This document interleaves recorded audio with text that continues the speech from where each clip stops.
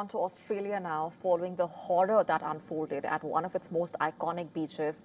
Gunmen opened fire as hundreds celebrated Hanukkah, leaving the entire world shocked.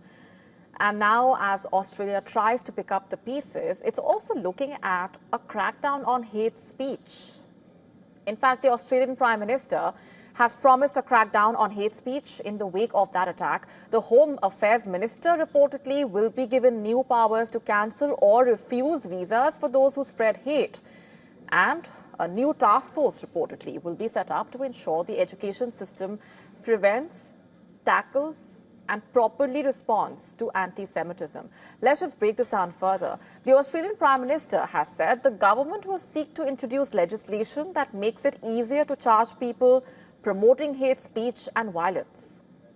He said penalties would be increased, cancelling or refusing visas would be made easier, and a regime for targeting organizations whose leaders engage in hate speech would be developed. Expressing his anger while announcing the reforms, the leader said new laws will target those who spread hate, division, and radicalization. The government has said it has consistently denounced anti-Semitism over the last 2 years. It passed legislation to criminalize hate speech, and in August, it expelled the Iranian ambassador after accusing Tehran of directing 2 anti-Semitic arson attacks in Sydney and Melbourne. But anti-Semitic incidents are mounting. In fact, a 19-year-old Sydney man was charged and will face court after allegedly threatening violence towards a Jewish person on a flight from Bali to Sydney.